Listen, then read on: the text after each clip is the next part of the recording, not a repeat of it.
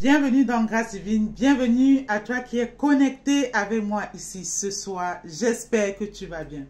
Alors ce soir, nous allons aborder un thème intitulé tout simplement « Femmes, n'enviez pas le mariage de vos copines, n'enviez pas le mariage de quelqu'un, n'enviez pas le mariage de vos sœurs, vos cousines ou tout ce que vous pouvez mettre dedans. » Et ça y va également aussi pour les hommes.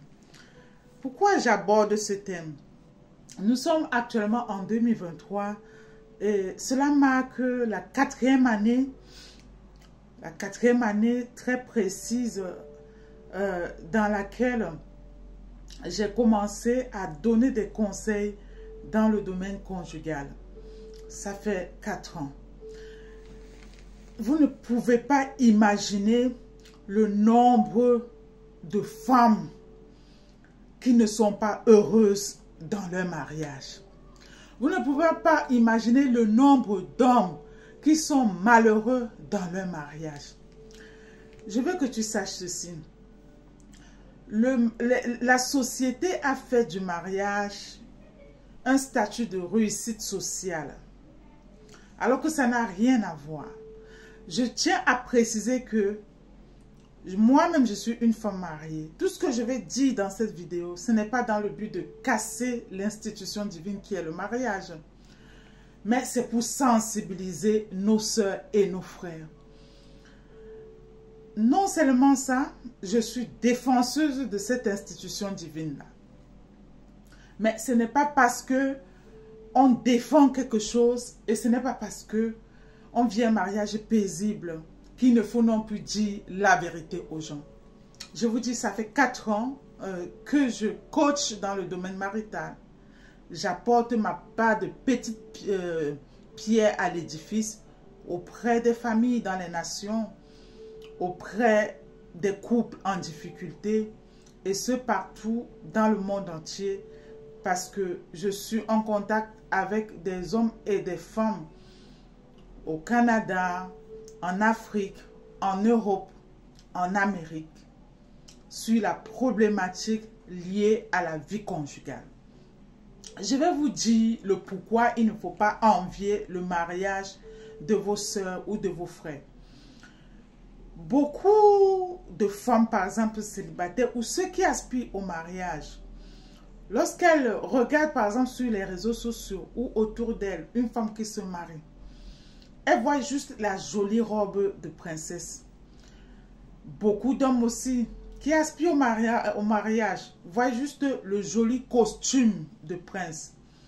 Sauf que, au-delà des réseaux sociaux, au-delà des cérémonies de mariage, au-delà des belles salles de la grande fête, une fois tout ça fini, c'est là où le vrai mariage commence. Le vrai mariage commence quand chacun a reçu le certificat de mariage. Au lendemain de la fête de mariage, vous vous retrouvez tous les deux. Pour ceux qui n'ont pas eu la grâce de se connaître correctement avant, comme c'était dans mon cas en tout cas, j'avais mis beaucoup d'années dans le concubinage avant de me marier. Donc beaucoup se retrouvent parfois, ils n'ont même pas eu la chance comme ça de se connaître correctement pour savoir si c'est ton conjoint de destinée, si c'est cette personne-là que tu es appelé à vivre avec tout le restant de ta vie. C'est alors que de nombreuses femmes se sont retrouvées le lendemain du mariage. Une fois après la fête, le monsieur dit chambre à part. Chambre à part. Entre-temps, tout le monde sait que vous êtes mariés.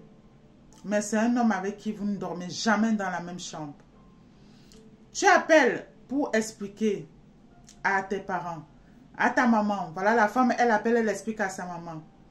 Sa maman lui dit, il faut supporter. Le mariage, c'est comme ça.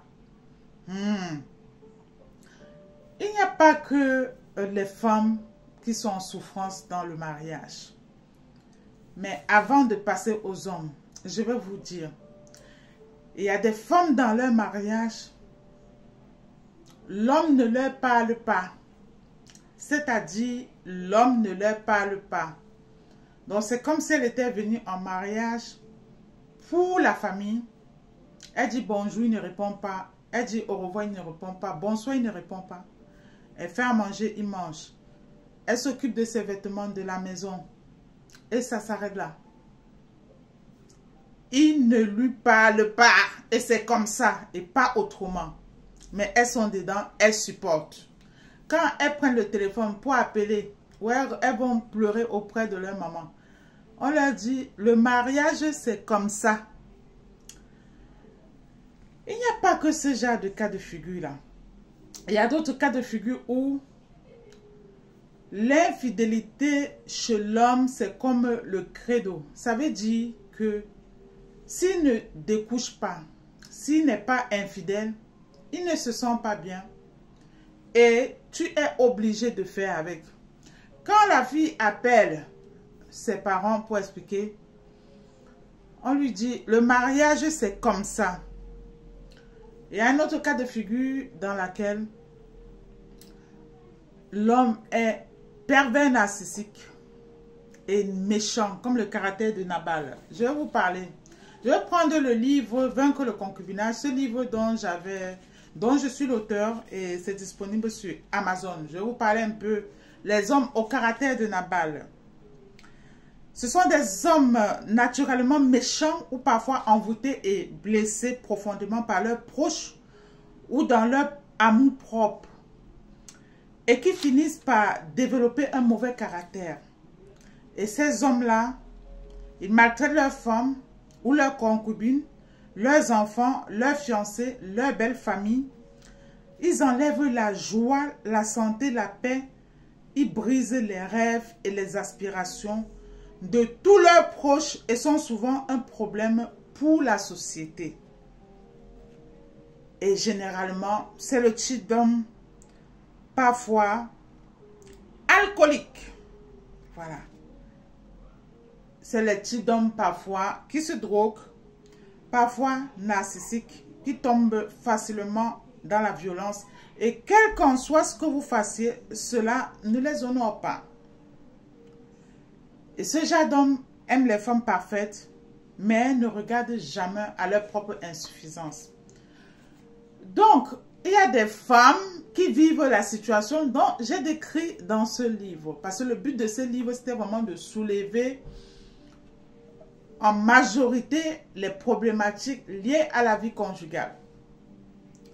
Et il y a un type aussi de femmes.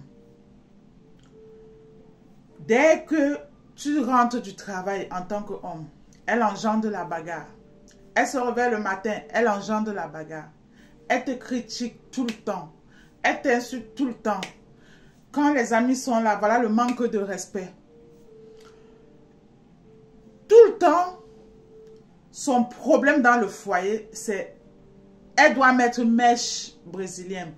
Ça part de vision de couple, c'est sac à main de luxe, mèche brésilienne, porter les chaussures de marque. Entre-temps, elle-même, elle est paresseuse et n'a jamais connu ce que c'est que le travail. Et bien même quand l'homme dépose même l'argent sur la table, quand il revient du travail, il ne peut jamais rien trouver de bon à manger. Elle ne sait pas travailler, elle ne sait pas préparer, elle ne sait pas travailler. Et quand l'homme appelle ses parents, on lui dit, le mariage c'est comme ça. Donc je fais cette petite vidéo pour vous dire de ne pas envier en fait tout ce que vous voyez en termes de mariage. Toi qui me regardes aujourd'hui, je vais juste te dire d'attendre ta saison. Prie pour que Dieu te donne la bonne personne. Prie pour que ton mariage soit un mariage de destinée. Il y a peu de mariages où c'est des mariages de faveur et de grâce et que c'est la grâce de Dieu, c'est la grâce divine qui règne dans ces mariages-là. Et vous allez voir ce que je parle là. Tous ces sœurs et ces frères-là sont autour de nous. Il y a beaucoup de problèmes dans les mariages, dans les nations. Il y a beaucoup de femmes et d'hommes qui souffrent dans les mariages. C'est ce que je voulais que tu comprennes pour toi qui aspires au mariage. N'envie personne. N'envie personne. Voilà. Prie pour que Dieu te donne ta part et ta bonne part. Je te dis à très bientôt dans Grâce Divine. Bye bye.